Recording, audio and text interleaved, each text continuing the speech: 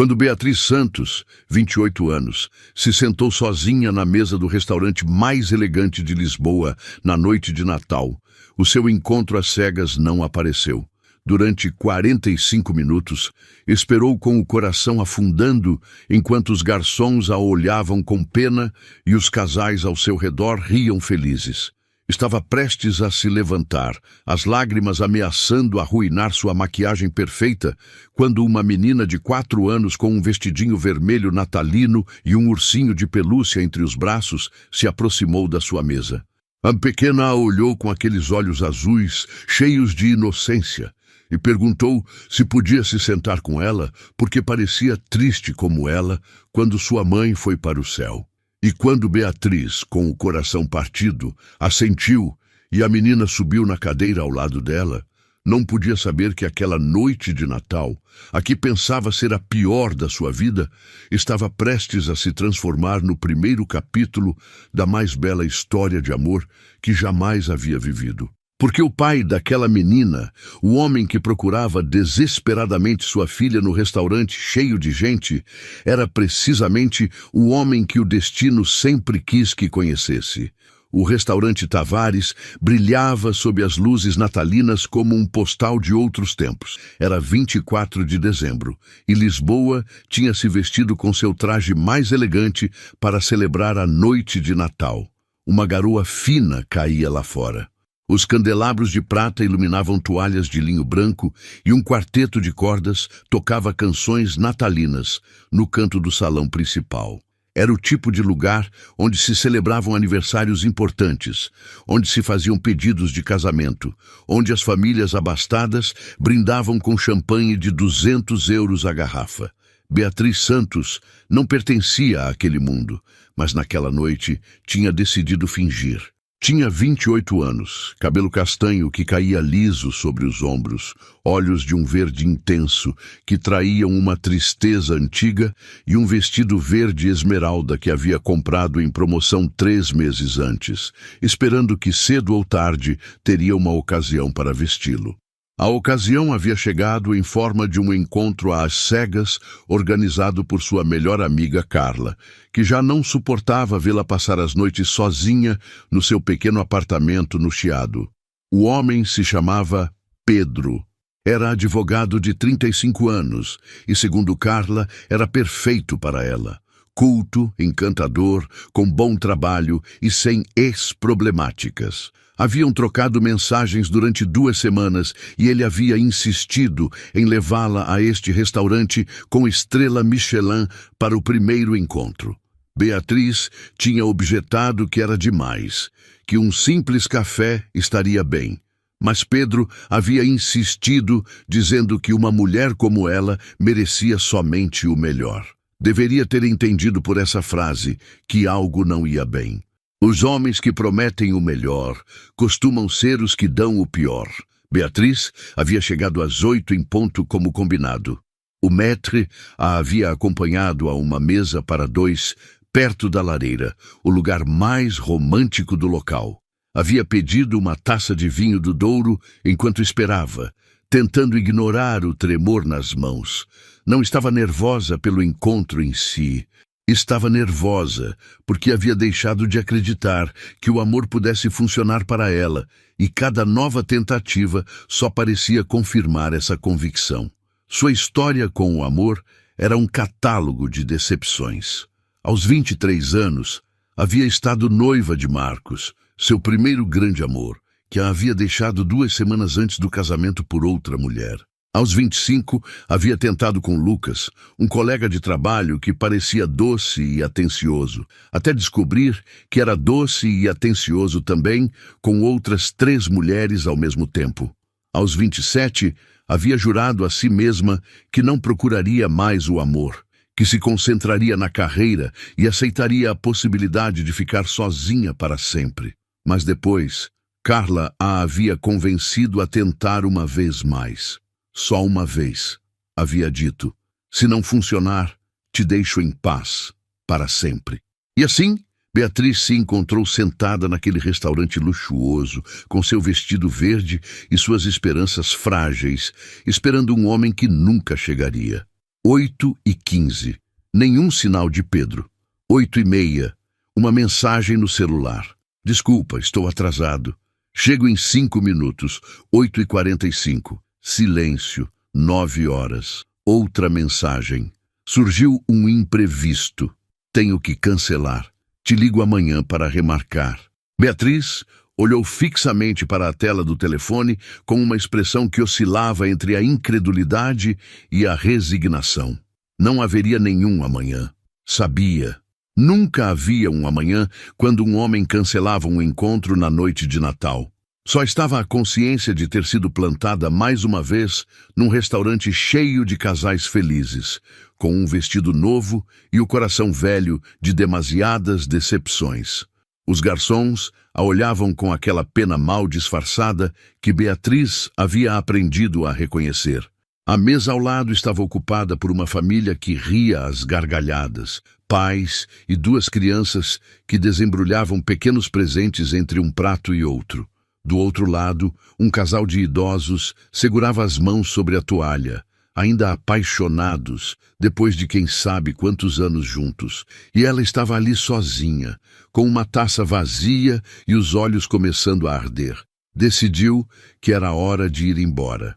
Pagaria o vinho do Douro, voltaria para casa, vestiria o pijama e assistiria algum filme natalino com seu gato Mingau. Não era a noite de Natal que havia esperado, mas pelo menos não teria que fingir ser feliz na frente de um desconhecido. Estava prestes a levantar a mão para chamar o garçom quando ouviu uma vozinha fina ao seu lado. Uma menina havia aparecido do nada. Tinha uns 4 anos, cabelo loiro preso em 2 Marias chiquinhas, um vestidinho vermelho de veludo com gola branca típico de Natal e apertava entre os braços um ursinho marrom com um laço vermelho no pescoço. Seus olhos eram de um azul cristalino e a olhavam com uma intensidade que parecia fora de lugar para uma menina tão pequena. A pequena perguntou a Beatriz por que estava triste com aquela franqueza desarmante que só as crianças têm. Beatriz tentou sorrir, respondendo que não estava triste, só cansada. Mas a menina negou com a cabeça, insistindo que sua mãe também dizia isso quando estava triste antes de ir para o céu. O coração de Beatriz se apertou dolorosamente. Olhou para aquela menina com olhos novos, reconhecendo nela um sofrimento que nenhuma criança deveria conhecer. Perguntou como se chamava, e a pequena respondeu que se chamava Clara, como a princesa. Clara perguntou se podia se sentar com ela, porque seu pai estava falando com pessoas chatas, e ela não queria ficar sozinha. Beatriz olhou ao redor procurando um pai, procurando sua filha, mas não viu ninguém que parecesse preocupado. Assentiu e Clara subiu na cadeira ao lado dela, com a agilidade de quem fez esse gesto 1000 vezes. A menina colocou o ursinho sobre a mesa e começou a contar. Contou que o ursinho se chamava Teodoro e que havia sido presente da sua mãe antes de ir para o céu. Contou que sua mãe estava doente e que um dia dormiu e não acordou mais. Contou que seu pai chorava sempre escondido, mas ela sabia porque o ouvia à noite. Contou que havia pedido ao Pai Natal uma nova mãe, mas papai dizia que as mães não se compram nas lojas. Beatriz escutava com o coração se partindo, pedaço a pedaço. Aquela menina havia perdido a mãe e procurava consolo numa desconhecida que parecia triste como ela. Havia algo poeticamente devastador naquele encontro. 2 almas feridas que se encontravam no momento errado ou talvez no certo. Clara perguntou por que estava sozinha na noite de Natal. Beatriz explicou, simplificando, que estava esperando um amigo que não havia podido vir. A menina assentiu séria.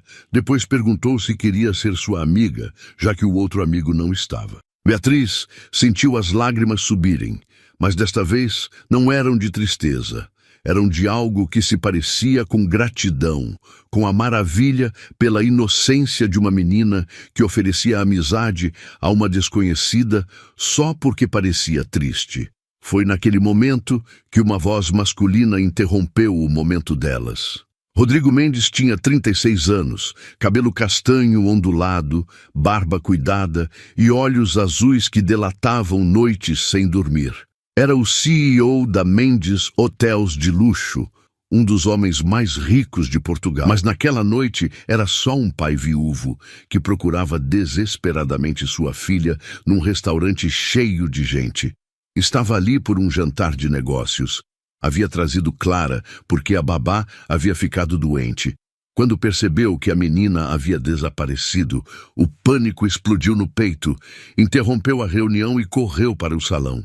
E então a viu. Clara estava sentada com uma mulher de cabelo castanho e vestido verde que a olhava com uma expressão que Rodrigo não via há muito tempo, a mesma ternura que Helena tinha quando olhava para Clara. Clara exclamou que papai precisava conhecer sua nova amiga Beatriz, que estava triste porque seu amigo não havia vindo, mas já não estava triste porque haviam conversado sobre Teodoro e sobre mamãe no céu. Rodrigo olhou para Beatriz e Beatriz olhou para Rodrigo. Havia algo nos olhos dela, uma vulnerabilidade que reconhecia porque via todo dia no espelho. Notou a mesa para dois, a taça vazia e compreendeu sem necessidade de explicações. Perguntou se queria se juntar a eles para jantar. Ninguém devia estar sozinho na noite de Natal. Clara pegou sua mão com aqueles olhos azuis impossíveis de recusar e Beatriz aceitou. O jantar foi diferente de qualquer coisa que havia vivido. Rodrigo contou sobre Helena, como haviam se conhecido na universidade, o câncer que a levou quando Clara tinha 3 anos. Beatriz contou suas decepções amorosas, a sensação de nunca ser suficiente. Ele escutou sem interromper, sem julgar. Clara adormeceu no meio do jantar, a cabeça apoiada no braço de Beatriz. Quando seus olhares se cruzaram, não eram necessárias palavras para entender que algo havia mudado. As semanas seguintes ao encontro foram um turbilhão de emoções. Rodrigo havia pedido seu número antes de se despedir naquela noite, e no dia seguinte havia escrito para agradecer por ter tornado especial a noite de Natal de Clara. Daquela mensagem seguiram outras, depois ligações, depois encontros que começavam com a desculpa de fazer Clara brincar e terminavam com conversas que duravam horas. Beatriz descobriu que Rodrigo não era o homem que os jornais pintavam, não era o magnata implacável dos negócios. Era um pai dedicado que lia histórias de boa noite com vozes diferentes para cada personagem, que conhecia todos os nomes das princesas Disney, que levava Clara ao Parque Eduardo VII todo domingo, mesmo quando o trabalho apertava. Clara, por sua vez, havia decidido que Beatriz era a pessoa mais importante do mundo depois do papai. A procurava constantemente, mandava desenhos através do celular do pai, insistia que viesse a todos os passeios. Beatriz se viu passando os fins de semana entre museus para crianças, tardes de biscoitos caseiros, noites assistindo filmes de animação no sofá enorme da cobertura de Rodrigo no Parque das Nações. Era perigoso, sabia. Estava se afeiçoando àquela menina a uma velocidade que a assustava. Estava se afeiçoando àquele homem que a olhava como se fosse algo precioso, mas não conseguia parar. Pela primeira vez na vida, Beatriz se sentia vista. Rodrigo a escutava quando falava de seus sonhos de ser ilustradora, aqueles sonhos que havia abandonado anos antes por um trabalho seguro numa agência de comunicação. Pedia que mostrasse seus desenhos e a olhava com admiração genuína. Um dia, aproximadamente 1 mês depois do primeiro encontro, Rodrigo a levou a um lugar especial. Era uma quinta em Sintra, uma propriedade familiar que usava raramente porque lembrava demais Helena. Contou que ali haviam se casado, que passaram a lua de mel, que levaram Clara pela primeira vez quando tinha apenas 3 meses. Beatriz perguntou por que a havia levado precisamente ali, e Rodrigo respondeu com uma sinceridade que cortou a respiração. Disse que queria compartilhar com ela aquela parte de si mesmo a que normalmente mantinha escondida. Foi aquela noite, no terraço da quinta, com as luzes de Sintra brilhando à distância, quando se beijaram pela primeira vez. Não foi um beijo apaixonado ou arrebatador, foi doce, quase tímido, o beijo de duas pessoas que têm medo de esperar, mas não conseguem deixar de fazê-lo. Rodrigo disse que não queria forçar nada. Disse que sabia que ela havia tido decepções, que ele ainda tinha feridas abertas, que estava clara para considerar. Disse que queria fazer as coisas bem, com calma. Beatriz assentiu, agradecida por aquela paciência que nenhum homem havia oferecido nunca. A primeira rachadura apareceu em forma de Diana Campos, a melhor amiga de Helena desde a infância. Após a morte desta, havia se autoproclamado candidata ao posto de Nova Senhora Mendes. Durante 2 anos, havia cortejado Rodrigo com paciência, esperando o momento certo. Depois havia aparecido Beatriz. Diana a viu na festa de aniversário de Clara. Uma mulher simples, sem joias ostentosas, sem pedigree social.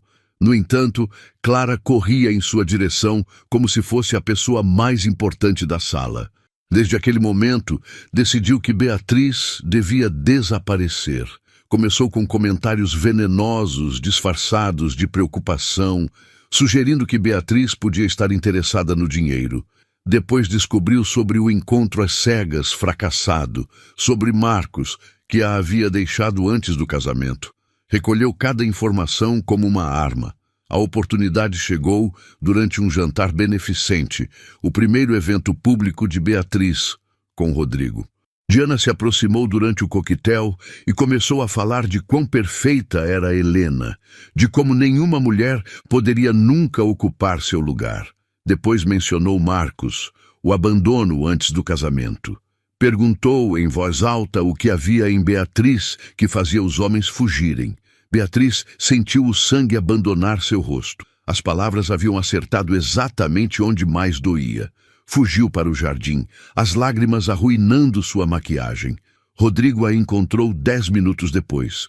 Não perguntou o que havia acontecido, colocou o paletó sobre seus ombros e esperou. Beatriz contou tudo. A conversa com Diana, o medo de não ser suficiente, a dúvida de que talvez ele merecesse alguém melhor. Rodrigo tomou seu rosto entre as mãos. Disse que Diana estava com ciúmes, que suas palavras eram veneno, mas, sobretudo, disse que Helena havia sido o amor da sua vida, mas que Helena já não estava. Seu coração tinha espaço para um novo amor, diferente, mas não menos verdadeiro. Beatriz não tinha que ser como Helena. Tinha que ser só ela mesma, porque era ela quem estava aprendendo a amar. Voltaram à festa de mãos dadas. Rodrigo disse a Diana, com voz calma mas firme, que se não pudesse respeitar Beatriz, não poderia fazer parte das suas vidas. Diana entendeu que havia perdido. Passaram mais meses. Beatriz havia deixado a agência e trabalhava como ilustradora freelancer. Rodrigo havia aprendido a delegar, a dar prioridade às pessoas que amava. Clara havia florescido, ria mais frequentemente, falava da mamãe no céu com serenidade e havia deixado de pedir uma nova mãe ao Pai Natal, porque, como explicava com a lógica das crianças, já a tinha. Foi precisamente Clara quem fez a pergunta que mudou tudo. Uma noite de novembro, Beatriz estava colocando Clara para dormir quando a menina segurou sua mão. Perguntou se queria ser sua nova mãe de verdade. Explicou que sabia que sua mãe verdadeira estava no céu, mas que Beatriz a fazia sentir segura, que queria que ficasse para sempre. Beatriz a abraçou com todo o amor que tinha no coração. Prometeu que não iria a lugar nenhum, que estaria ali para cada história de boa noite, para cada momento bom e ruim. Quando saiu do quarto, Rodrigo a esperava no corredor. Havia ouvido tudo. Se abraçaram em silêncio, duas pessoas que haviam deixado de acreditar no amor e o haviam encontrado no lugar mais inesperado. Uma semana depois, em Sintra, Rodrigo se ajoelhou ao entardecer. Disse que 1 ano antes era um homem que havia deixado de acreditar no futuro. Depois, ela havia chegado e mudado tudo. Abriu uma caixinha com um anel, um diamante rodeado de esmeraldas da cor exata do vestido que ela usava naquela primeira noite. Perguntou se queria se casar com ele e ser a mãe de Clara, não para substituir Helena, mas para adicionar amor. Clara pulava, incapaz de conter a emoção. Beatriz disse que sim entre lágrimas, e a menina correu em sua direção, gritando que agora era oficial, que Beatriz era sua mãe para sempre. 1 ano exato depois do primeiro encontro, Beatriz se viu novamente no restaurante Tavares, mas desta vez não estava sozinha numa mesa. Não esperava um homem que nunca chegaria. Não continha lágrimas de decepção. Desta vez, usava um vestido de noiva simples e elegante, com pequenos detalhes verdes que lembravam aquele primeiro vestido. Clara caminhava à sua frente, espalhando pétalas de rosa branca, seu vestidinho vermelho natalino combinando com as flores que decoravam o salão. Rodrigo a esperava no altar improvisado, os olhos brilhantes e o sorriso maior que ela jamais havia visto. Haviam se casado na noite de Natal por escolha, para transformar um dia que havia sido de decepção no dia mais feliz das suas vidas. Os convidados eram poucos, só as pessoas que realmente importavam. Carla, a amiga que havia organizado aquele encontro às cegas fracassado e que agora reivindicava o mérito de tê-los feito conhecer indiretamente. Os pais de Rodrigo, que haviam acolhido Beatriz como a filha que nunca tiveram. Durante a cerimônia, Clara pronunciou um pequeno discurso que havia preparado com a ajuda da avó. Disse que no ano anterior havia pedido ao Pai Natal uma nova mãe e que o Pai Natal havia sido muito inteligente, porque mandou uma lindíssima que sabia fazer tranças e contar histórias com vozes. Disse que sua mãe no céu estaria contente, porque agora papai já não chorava à noite e ela tinha alguém que a abraçava sempre quando tinha medo. Não houve olho seco na sala. Os votos que Beatriz e Rodrigo trocaram não falaram de riqueza ou pobreza, saúde ou doença. Falaram de segundas oportunidades, de corações reparados, de famílias construídas não pelo sangue, mas pela escolha. Falaram daquela noite de 1 ano antes, quando 2 desconhecidos feridos haviam se encontrado graças a uma menina de 4 anos com um ursinho entre os braços. A festa foi íntima e alegre. Se dançou, se riu, se chorou de felicidade. Clara adormeceu nos braços de Beatriz no meio da noite, exatamente como havia feito naquela primeira vez. E Beatriz a abraçou com a consciência de que aquela menina era o presente mais lindo que a vida jamais havia dado. À meia-noite, enquanto os sinos tocavam a chegada do Natal, Rodrigo e Beatriz se encontraram no terraço. Uma garoa fina havia começado a cair, cobrindo Lisboa como uma promessa de pureza e novos começos. Rodrigo disse que 1 ano antes, naquele mesmo momento, ela estava chorando sozinha na mesa de um restaurante. Beatriz assentiu, lembrando aquela dor que agora parecia pertencer a outra pessoa. Ele disse que desde aquele momento havia começado tudo. O caminho que os havia levado até ali e que não mudaria nada daquela história, nem mesmo o sofrimento, porque sem aquele sofrimento nunca teriam se encontrado. Meses depois, Beatriz descobriu que estava grávida. A notícia foi recebida com gritos de alegria por Clara, que finalmente teria o irmãozinho ou irmãzinha que pedia há meses, e com lágrimas silenciosas de Rodrigo, que não pensava que pudesse ser ainda mais feliz. A menina nasceu em setembro e a chamaram Luna, porque havia chegado como uma luz no céu da família já luminosa. Clara insistiu em ser a primeira a pegá-la no colo depois dos pais e a olhou com o mesmo olhar cheio de amor que havia reservado a Beatriz naquela primeira noite. No quarto do bebê, junto ao berço de Luna, havia uma foto emoldurada. Mostrava uma mulher de cabelo escuro e olhos azuis, como os de Clara, que sorria olhando algo fora do enquadramento. Era Helena, a primeira mãe, a que havia dado a Clara a vida e o amor que a havia formado. Beatriz havia insistido que estivesse ali para que Luna crescesse, sabendo que sua família tinha raízes profundas e histórias entrelaçadas. Porque o amor não é um jogo de soma zero. havia entendido Beatriz. O amor por Helena não diminuía o amor por ela, assim como o amor por Luna não diminuía o de Clara. O coração humano tem uma capacidade infinita de se expandir, de acolher, de curar. E seu coração, aquele coração que acreditava irremediavelmente partido naquela noite de Natal de 2 anos antes, estava agora mais cheio do que jamais havia ousado esperar. Cada Natal, desde então, a família Mendes voltava ao restaurante Tavares, não para celebrar o luxo ou a opulência, mas para lembrar. Para lembrar que os milagres existem, que as segundas oportunidades são reais, que às vezes basta uma menina com um ursinho para mudar o curso de uma vida inteira. E Beatriz, olhando Clara brincar com Luna embaixo da árvore, enquanto Rodrigo preparava o chocolate quente, sabia que havia encontrado a resposta à pergunta que aquela menina havia feito tanto tempo atrás. Sim, queria ser sua nova mãe. E havia sido da forma mais linda possível,